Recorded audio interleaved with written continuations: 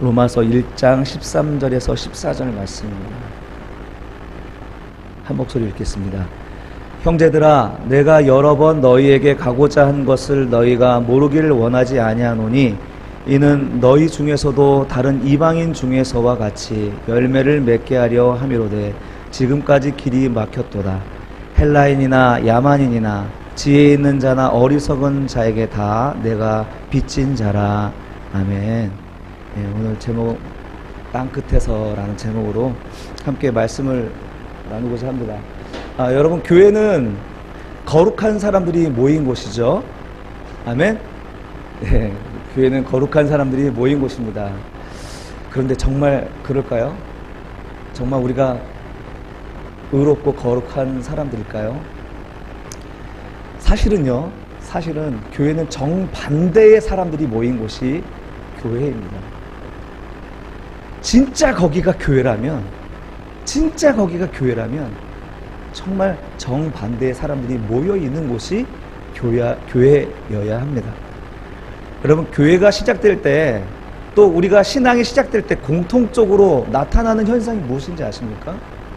나는 죄인입니다 라는 고백입니다. 난 어쩔 수 없는 죄인입니다. 난 정말 할 수가 없군요 라는 그런 고백이 바로 우리 신앙의 출발점이 되더라는 거죠.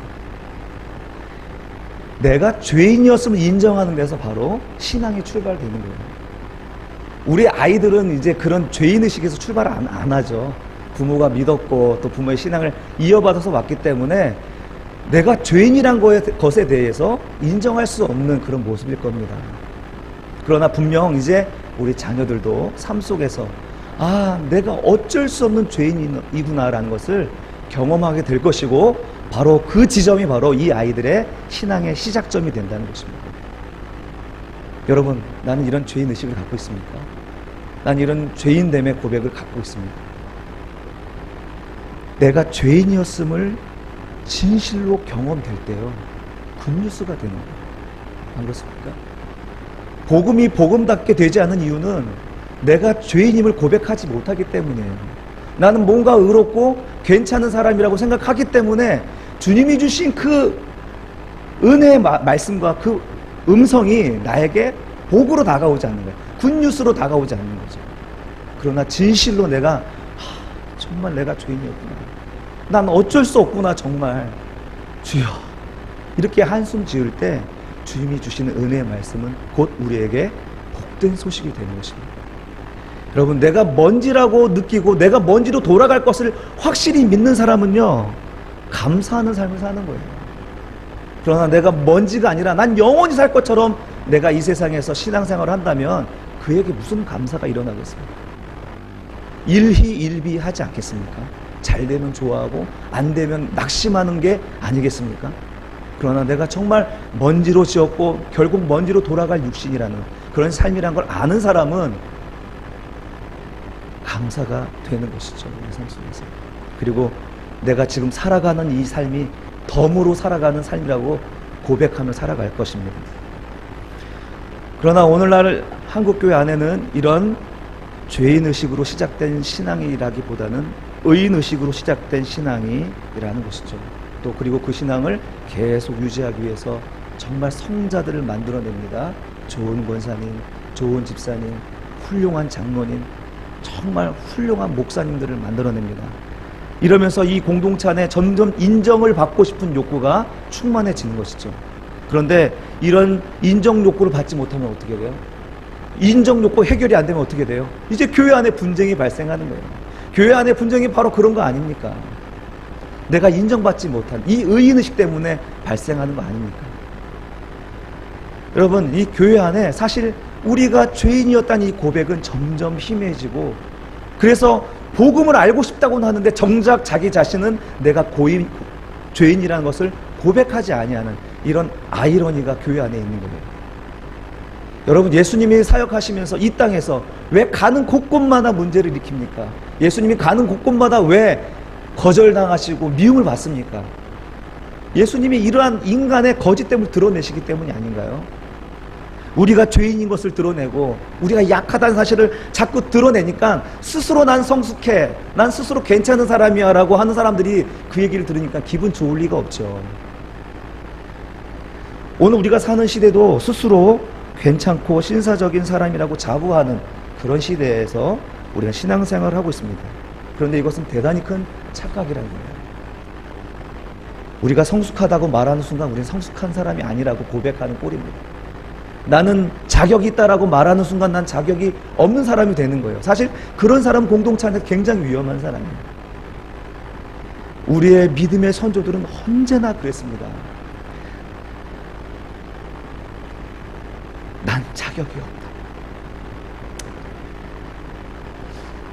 그러나 이제 일어난 일들을 보면은 난 자격이 없고 부족한데 일어난 일들을 보면 너무 놀라운 어메이징한 일들이 일어나는 거예요. 그러면서 어떻게 해요? 내가 했다라고 고백할 수 있겠습니까? 못하죠. 오직 하나님께만 영광 돌리는 겁니다. 고린도전서 1장 27절에서 이렇게 말합니다. 하나님께서는 지혜 있는 자들을 부끄럽게 하려고 이 세상에 어리석은 사람을 택했다는 거예요. 강한 자들을 부끄럽게 하시려고 약한 자를 택했다고 말씀하고 있습니다. 우리가 먼저 그리스도인이 된 것은 우리가 강하기 때문이 아니라는 겁니다. 우리가 먼저 예수 믿게 된 것은 우리가 강해가지고 약한 자들 끌고 오려고 우리를 부르신 게 아니라는 거예요. 정말 세상 사람들 우리보다 얼마나 지혜롭고 강한 사람들입니까? 그런데 그런 사람들을 우리 약한 사람들을 통하여서 그들을 부끄럽게 하시려고 우리를 먼저 부르셨다는 것이 바로 성경의 진리라는 사실입니다. 여러분 기드온 이야기 아시죠? 사사 기드온이 미디안 그 연합군이 수십만 명이 이제 이스라엘을 대적하려고 진치고 있을 때 이스라엘에서 모집한 군사가 고작 32,000명이었습니다. 그걸로 어떻게 수십만을 감당할 수 있겠어요? 그런데 하나님이 뭐라고 하신 줄 아시죠? 수가 너무 많다. 너무 많다. 그러면서 줄여서 몇 명까지요? 몇 명까지요? 300명까지 줄이죠. 기드온의 300용사라고. 여러분 왜 그렇게 줄이십니까 하나님이? 우리 본문에 나오면 사사기 7장 2절에서 하반절에 이렇게 말씀합니다. 이는 이스라엘이 나를 거슬러 스스로 자랑하기를 내 손이 나를 구원하였다 할까 함이니라. 내 손이 나를 구원했다 할까 함이라. 내가 강해서, 내가 능력 있어서, 내가 힘 있어서 내가 이것을 이겼어, 내가 승리했어 라고 말할까봐 하나님은 정말 말도 안 되는 숫자로 그 사람들을 낮추어 버리신 거예요. 여러분 하나님은 강한 우리를 쓰지 않습니다. 능력 있는 우리를 쓰지 않아요. 여러분 무언가 강하다고 갖고 있다고 하면 더 낮아질 것입니다. 하나님이 여러분 쓰시기 위해서 더 낮추실 것입니다.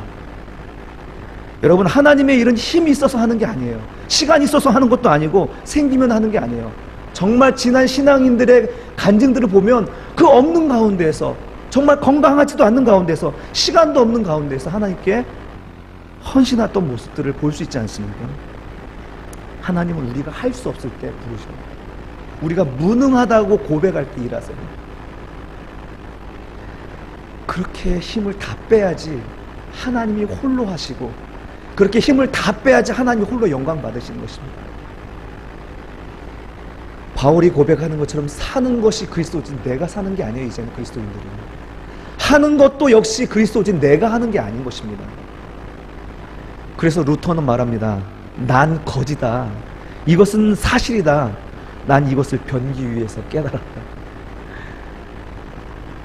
정말 종교개혁의 주체, 한참 잘 나가는 유명 인사가 된 루터가 이 믿음으로 된다는 이 진리의 말씀을 더 처절하게 깨달은 것은 변을 보면서, 화장실에서 뒷간에서 저 변만도 못한, 배설물만도 못한 자신을 발견하게 되면서 이렇게 부르짖은 것입니다. 우리는 힘으로 하는 게 아니고 권력으로, 돈으로, 건강으로 하는 것이 아니다라는 것을 그렇게 정말 아주 깊이 깨닫고 그렇게 고백한 거예요. 난 변만도 똥만도도 못한 인간이구나라는 것입니다. 1546년 루터가 죽기 전에 다시 한번 외치며 죽습니다. 우리는 거지다. 이제 자기만이 아니라 믿는 모든 신자들은 이런 거지의식을 가져야 된다는 거예요. 주지 않으면 결코 우리는 얻을 수 없는 존재라는 거예요. 은혜를 줘야 받는 존재라는 거예요. 그것을 가지고 일하는 사람들이지 나의 능력과 힘으로 하는 게 아니라는 것입니다. 우리의 공로는 없습니다. 우리의 의도 없습니다. 오직 그리스도 안에 얻게 되는 의, 주님이 주신 의, 주님이 주지 않으시면 얻을 수 없는 이 의, 그것을 공짜로 은혜로 얻었기 때문에 우리가 거지죠. 이것이 우리가 로마서를 보고 묵상해야 하는 이유입니다. 오늘날 우리가 살아가는 세상은요, 자기 의가 넘쳐나는 세상입니다. 하나님이 완벽하게 이루신, 완전하게 이루신, 완벽하게 다 지불하신 테텔레스타이, 뭔가 부족하게 만드는 시대에 살고 있습니다. 그러나 진실한 신앙은, 그리고 진실한 그리스도인들은 언제나 자기의 연약함 앞에 절망했고, 죄에 대하여 대항할 능력도 없고 어떤 의로움도 행할 수 없는 자신에 대하여 절망했습니다. 그래서 강아지를 보면서 그 강아지의 그 충성됨 보면 난 개만도 못하구나, 이렇게 고백하게 되는 거고요. 벌레를 보면서 자기의 삶으로 이 지구를 운영해가는 이 벌레를 보면서 난 벌레만도 못하다라고 좌절하는 것이죠. 창틀에 내려앉은 먼지를 바라보면서 먼지만도 못한 나의 삶의 가벼움 때문에 눈물 짓는 것이 신앙인의 시작이었다는 것입니다. 여러분, 우리 하는 일이 우리 주인 되신 주님께 얼마나 큰 일이 되겠습니까? 저는 늘 그런 생각을 해요. 더더욱 개척교회라는 이런 작은 사이즈의 교회에서 사역할 때는 그런 생각은 수시로 아주 시도 때도 없이 다가옵니다. 내가 하는 일이 얼마나 주 앞에 유익이 되겠습니까? 그러나 주님께서 내가 내려놓고 주님을 바라보고 주님이 하시도록 드리면 주님이 저를 통해서도 생명을 일으키시는 줄로 믿습니다. 여러분, 이 모습이 바로 우리 그리스도인들이 처음 시작하게 되어야 되는, 진정으로 시작할 수 있는 신앙의 출발점이 되어야 합니다. 오늘부터 기독교 교리의 정수인 그 로마서, 기독교를 알려면 로마서를 읽어라 라고 이야기하는 이 로마서, 수많은 종교개혁자들에게 영감을 주었고 그리고 주석가들의 사랑을 받은 책입니다. 그리고 지금도 많은 명설교가 목사님들에 의해서 은혜를 끼치는 이 말씀을 우리 새바람교에서 다시 이제 시작해보고자 합니다. 이 얼뜨기 목사가 여러분들에게 얼마나 또 새로운 메시지를 던지겠습니까마는 우리 교회가 온전한 말씀과 교리 위에 세워지기를 간절한 마음으로 시작하는 것이고요. 동시에 저 역시 하나님의 말씀과 또 이 교리를 다시 정리하고 배우는 마음으로, 또 기본을 다지는 마음으로 이렇게 로마서를 같이 나누고자 하는 것입니다. 로마서를 통해 우리 새바람교회가 반석 위에 든든히 세워지는 그런 교회가 되었으면 좋겠습니다. 오늘은 객관적인 이야기를 나누고자 할 건데요. 바울이 전한 이 복음, 즉 오직 믿음으로 의롭게 된다는 복음이에요. 오직 믿음으로 의롭게 된다는 이 복음은요, 이 가르침은 끊임없이 공격을 받아왔습니다. 그때부터, 그리고 언제까지요? 지금 오늘 우리가 사는 때까지 끊임없이 도전을 받아왔어요. 이단들의 특징이 뭐냐면 우리 인간의 노력이에요. 우리 인간의 헌신이에요. 그것이 우리의 구원을 결정한 것을 얘기해요. 근데 비단 이단이 아니더라도 우리 한국 교회 안에서도 믿음으로 의롭게 된다는 이 말씀에 대하여서 많은 의심을 갖고 있는 것 같아요. 바울 사도 당시에도 직접적으로 이 가르침에 대하여 반대하는 사람들이 있었습니다.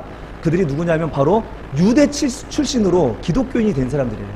이런 사람들이 자기가 전통적으로 지켜왔던 율법을 그래도 지켜야 되지 않을까 하는 그런 마음에 우리에게 주신 온전한 복음을 약화시키는 역할을 했습니다. 심지어 이방인들, 정말 복음에 의해서 자유를 얻었던 이방인들에게 이 율법을 지켜야 우리 신앙이 지켜진다라고 얘기하는 그런 지경에 이르는 거예요. 그래서 교회 안에 우리에게 주신 복음의 자유를 점점 잃어버리는 그런 지경에 빠지는 거예요.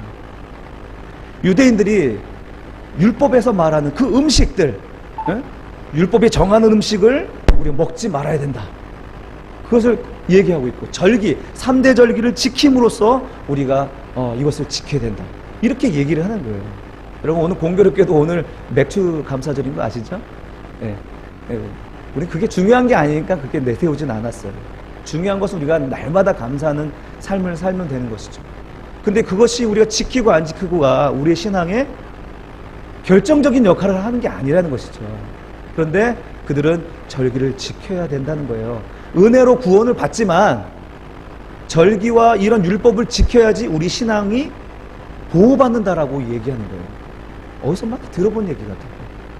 심지어 이 사람들은 무슨 얘기를 하냐면 진짜 너희가 구원을 받으려면 할례를 받아야 된다. 그리스도 안에서 폐하여진 이 율법을 지켜야지 구원받는다고 얘기하는 겁니다. 그럼 그런 복음이 우리 안에 도대체 어디서 발생하는 것이죠? 바로 우리 안에 자기를 나타내고자 하는 자기 의에서 생기는 것이 아닙니까? 우리가 늘 이야기하지만 선악과가 바로 자기가 되고자 하는 인간의 모습, 그 원죄에서 오는 것이 아니냐 하는 것이죠. 그리스도의 구원이 뭔가 부족하고 채워지지 않은 불완전으로 전한 것으로 전락하는 이러한 복음은 우리가 단호히 배격해야 합니다. 이것이 지금까지 오늘 우리 안에서도 역사하고 있는 것을 보면 대단히 자기 의가 얼마나 센가, 하나님을 밀어낼 정도로 자기가 얼마나 큰가라는 것을 우리는 알 수가 있는 것 같습니다. 우리의 행위가 구원을 결정하지 않습니다. 여러분, 로마서를 읽으면 명확하게 그리고 지루하게 반복적으로 말씀하게 되는 부분이 바로 이것입니다. 그리스도께서 이루신 구원은 완전한 구원이고 그리고 그 의는 우리에게 결코 취소되지 않을 것입니다. 그런데 이러한 복음이 또 다르게 오해돼서 자기 멋대로 해석하는 존재들이 생각이 나요. 누구냐면 정반대편에 있는 거예요. 자, 우리가 구원을 받았으니까 이제 율법은 없어도 된다, 폐하여졌다라고 율법 폐기론자들이 나타나기 시작했습니다. 그래서 이 사람들은 은혜를 통하여 구원을 받았으니까 난 어떻게 살아도 된다, 심지어 내가 죄 가운데 있어도 별 크게 문제가 되지 않을 것이다 라고 말하는 거예요. 그런데 사도 바울은 단호히 말합니다. 그럴 수 없느니라 라고 얘기하는 거예요. 그럴 수 없느니라. 하나님의 은혜를 진실로 경험한 사람들은요, 그럴 수 없다라는 거예요. 내가 은혜를 아는 사람은요, 내게 은혜 준 사람에게 그렇게 행동할 수 없는 거예요. 사람에게도 그런데 내게 주신 그 은혜를 진실로 아는 사람은요, 하나님 앞에 나의 삶을 그렇게 멋대로 살 수가 없는 것입니다. 그런데 이 극단으로 흐르는 사람들이 요즘에도 있을까요? 네, 있어요. 소위 승리주의자라고 불리는 구원파들이 그들입니다. 구원파들, 여러분 많이 들어봤죠? 구원파. 네. 박옥수 들어보셨어요? 이요한, 그리고 죽었다라고 의심되긴 하지만 죽었다라고 하는 유병원. 네, 이 사람들이 구원파 계열에 있습니다. 그들은 교회처럼 행동을 해요. 그래서 세상 사람들은 교회와 구분을 못해요. 그리고 자기가 이단에 빠져 있으면서도 이것이 기독교인 줄 알고 있어요. 기쁜 우리 선교회, 잠실에서 엄청난 그런 사람들 모아놓고 이렇게 전도 집회를 하고요. 생명의 말씀 선교회 이요한, 이 사람은 진짜 기성교회처럼, 본인들은 구원파가 아니라고 얘기해요. 아주 주도 면밀한 사람들이죠. 그리고 이제 세월호 때문에 많이 알려지게 되었지만 기독교 복음 침례회, 이런 데가 바로 구원파입니다. 이 사람들은 자기가 그리스도께서 승리하셨기 때문에 거듭난 사람들은 의로운 자라는 거예요. 의로운 자. 여러분, 우리가 의롭습니까? 그리스도의 의로운 옷을 입었기 때문에 의로운 자지, 내 속에 있는 사람은 여전히 더러운 사람이에요. 그런데 우리는 의롭다라고 얘기해요. 의롭다. 우리 사촌 누님이 그 일을 하는데 아주 지겨워 죽겠어요. 너 구원 받았니? 예, 구원 받았어요. 언제? 몇 날 며칠? 그걸 내가 어떻게 알아요? 그 구원 아니야. 이렇게 얘기하는 거예요. 그래서 성도들이 받았던 그 구원을 자꾸 의심하게 만드는 거예요. 그 믿음 의심하게 만드는 거예요. 이게 이 구원파들이 하는, 이 승리주의자들이 하는, 이 극단에 서 있는 자들, 율법 폐기론자들이 하는 이야기입니다. 여러분, 우리의 구원은 하나님께서 이루셨습니다. 완전히 이루셨습니다. 그러나 우리 속에 있는 사람은 아직 어떻다고요? 아직 의롭지 않잖아요. 더러운 인간성이 있잖아요. 그래서 하나님은 거룩한 옷을 입혀주시고 그 은혜를 생각하여서 하나님의 인도함 받아 견인되어서 거룩한 사람으로 만들어 가시는 것이잖아요. 이것이 성화의 과정이고 결국 하나님의 나라에 들어갈 때는 예수님처럼 흠없고 죄 없는 자로 우리가 영접되는 것이 아닙니까? 우리는 이미 구원을 받았지만 아직은 이루어지지 않았어요. 그래서 이미와 아직의 긴장 사이에 있는 존재가 바로 그리스도인이라고 얘기하고 있습니다. 여러분들은 구원을 받았습니다. 그러나 아직 이루어지지 않았어요. 이 구원을 위하여서 매일매일 현재적인 구원을 위하여서 살아가는 것이 그리스도인의 삶이어야 되는 줄로 믿습니다. 그래서 로마서는요, 이 이미와 아직이라는 이 긴장 관계를 아주 기가 막히게 잘 설명한 책이기도 합니다. 그래서 이단이든 그리고 천주교인이든 아니면 다른 종파에 있는 성직자들이지 간에 정직하게 로마서를 제대로 주석하기만 하면 분명 우리 기독교의 초기의 모습을 회복하게 될 줄로 믿습니다. 뿐만 아니라 이 성경 보는 눈을 가지고 다른 성경을 해석할 줄 아는 해석의 다림줄이 될 줄로 믿습니다. 여러분, 오늘 사도 바울이 보낸 이 로마서는 편지입니다. 편지. 로마 지역에 있는 가정교회들에게 보내는 편지인데요. 이 보내는 편지, 이 편지를 보내는 이유가 있어요. 그것은요, 그 당시에 땅끝으로 생각한 것이 바로 로마입니다. 로마. 그 당시에는 아직 지구가 둥글다라고 생각하지 않았기 때문에 예수님이 말씀하신 그 땅끝이 저 로마 어디라고 생각한 것이죠.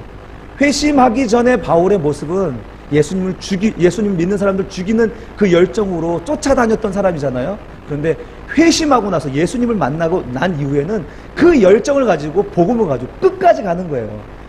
예. 사도행전 1장 8절에서 예수님이 말씀하시죠. 오직 성령이 너희에게 임하시면 너희가 권능을 받고 예루살렘과 온 유대와 사마리아와 땅끝까지 이르러 내 증인이 되리라, 이렇게 말씀하셨잖아요. 이 말씀을 믿고 순종하여서 난 땅끝까지 가겠다는 소망으로, 그 소망으로 이 사도 바울은 로마로 가고 싶어 했던 것입니다. 가기를 열망했습니다. 여러분, 그렇게 예수님을 핍박하고 또 예수님 믿는 자들을 죽이려고 했던 사도 바울이 이렇게 거꾸로 또 예수님을 향하여 열정적으로 살아간다는 것을 보면 지금 우리 주변에 예수님을 강하게 거절하고 가장 강하게 거부하는 사람이 진짜 예수 그리스도가 들어가면 사도 바울처럼 크게 쓰임 받을 것입니다. 정말 그것이 우리의 소망이 아닌가요? 네, 우리가 설득할 수 없어요. 성령께서 하실 줄로 믿습니다. 여하튼 예수를 만난 바울은요, 그리스도의 명령을 따라 당시 땅끝으로 인식되었던 로마로 가기를 간절히 소망했습니다. 그래서 오늘 본문의 말씀을 읽어드렸던 것입니다. 형제들아, 내가 여러 번 너희에게 가고자 한 것을 너희가 모르기를 원하지 아니하노니 이는 너희 중에도 다른 이방인 중에서와 같이 열매를 맺게 하려 함이로되 지금까지 길이 막혔도다. 늘 계속 가고 싶은데 성령께서 길을 막으시는 거죠. 헬라인이나 야만인이나 지혜 있는 자나 어리석은 자에겐 다 내가 빚진 자라. 그러므로 나는 할 수 있는 대로 로마에 있는 너희에게도 복음의 소외지, 아무도 거들떠 보지 않을 것 같은 땅 끝에 나도 가서 복음을 전하기를 원하노라. 이게 바울의 소망이에요. 여러분, 그의 열정이 느껴지십니까? 그는 하나님이 주신 이 타고난 열정을 가지고 땅 끝으로 가려는 열정으로 로마로 향하는 것입니다. 또 로마서를 쓴 이유가 있습니다. 결국 자기는 로마로 갈 것을 알았어요. 그래서 로마에서 자기를 맞이하게 될 그들에게 하나님 말씀과 이 기독교의 교리를 잘 설명해 주기 위해서, 준비시키기 위하여 이 책을 썼습니다. 로마에는 적어도 성경에 로마서 16장에 보면은 적어도 5개 이상의 이제 가정교회가 있었다라고 학자들은 이야기하고 있습니다. 16장 뒤에 보면은 성도들에게 대하여 마지막 편지 마무리에 안부를 전하는 글이 나오거든요. 그 안부를 전하는 글의 이름들을 잘 조사해 보니까 부부의 이름으로 같이 나와 있고, 그리고 친척과 같이 모여 있고, 그리고 로마 사람의 헤롯 왕가의 종들이기도 하고, 하여튼 이런 여러 가지를 조사해 보니까 최소한 로마에는 5개 이상의 가정교회가 있었다, 이렇게 얘기를 합니다. 그들에게 이 복음을 전하면서 미리 준비시키는 것입니다. 여러분, 저는 이 사도 바울의 이 로마서를 쓰고 그곳에 가고자 하는 그 열정에서 뭘 보냐면, 사도 바울은 이 땅끝에서 주님을 보기를 원한 거죠. 땅 끝에서 내가 주님을 핍박하고 주님을 외면하고 주님을 거절했던 나의 삶을 이제 다 회복하여서 정말 내가 이제 진실로 나에게 진리를 알려주신 그 주님을 그 땅 끝에서 보기를 원했던 거죠. 그리고 그냥 가고 싶지 않았어요. 많은 열매를 가지고 주님께 가기를 원했던 이 사도 바울의 마음을 느끼게 된 것이죠. 땅 끝에서 주님을 맞으리 주께 드릴 열매 가득 안고 땅 끝에서 주님을 배우리 주께 드릴 노래 가득 안고. 여러분, 우리 인생의 끝에 만나게 될 사람은 누굴까요? 여러분의 인생 끝에서 만나고 싶은 이가 있다면 누굽니까? 오늘 사도 바울은 자기 인생의 끝에 또 이 복음의 끝에 만나게 될 주님을 간절히 소망하며 이 로마서를 쓰고 로마를 그리워하고 바라보았습니다. 여러분, 그 끝에 계시는 주님을 소망하면서 가는 그 길에 그들에게 던져진 이 서신, 이 편지 하나가 수세기를 지나서 수억만의 그리스도인들에게 또 주님 만날 길을 자신도 모르는 사이에 이 복음을 들려주었고 또 들려주고 있고 앞으로도 계속 들려주고 있는 것입니다. 사랑하는 성도 여러분, 우리의 인생이 누군가의 어떤 메시지가 된다면 우리는 그에게 무엇을 보여주는 삶이 되어야겠습니까? 우리는 무엇을 위하여 공부를 하고 우리는 무엇을 위하여 산업을 일으키고 지금 우리는 또한 무엇을 위하여 신앙생활을 하고 있고 그 목적을 한번 다시 잘 생각해 보았으면 좋겠습니다. 사도 바울이 이 로마서를 쓰고 그 땅끝에 있는 신자들을 바라보면서 그리고 그 뒤에 계신 주님을 바라보면서 그가 열망했던 것, 우리도 이 시간 우리도 열망했으면 좋겠습니다. 우리 인생 끝에 주님을 만나게 될 때에 주님, 나의 열매가 이것입니다. 주님, 나의 신앙의 고백이 이것입니다 라고 정말 자랑스럽게 이야기할 수 있는 우리들의 삶이 되어지기를 원합니다. 우리가 그렇게 살 때에 우리는 우리의 로마서를 쓰게 될 것입니다. 주님을 표대로 그 끝에 계신 주님을 바라보면서 우리가 살아갈 때에 우리도 모르는 사이에 우리도 우리 나름의 로마서를 쓰고 그 메시지로 나의 삶 속에 내 주변에 있는 사람들에게 또 앞으로 대대손손 있을 나의 자손들에게 큰 울림이 되어서 많은 유익을 끼칠 수 있는 우리의 삶이 될 줄로 믿습니다. 오늘 이 말씀을 생각하시면서요, 주님, 내가 살아가는 삶에 있어서 목적을 다시 한번 생각해 봅니다. 내가 신앙생활하는 목적이 무엇이었는지, 내가 산업을 일으켜서 열심히 일하는 이유가 무엇인지, 그리고 공부하는 것, 그 공부의 목적이 무엇인지, 이런 것들을 생각하면서 그 끝에서, 그 사역 끝에서, 나의 인생 끝에서 만나게 될 주님을 내가 보고 있는지, 아니면 희미하게도 아무 생각도 못하고 그저 내 앞에 있는 시간들을 축내고 있는 것은 아닌지, 우리 말씀을 생각하면서 사도 바울을 또 로마서를 쓴 그의 마음을 생각하면서 한번 기도했으면 좋겠습니다.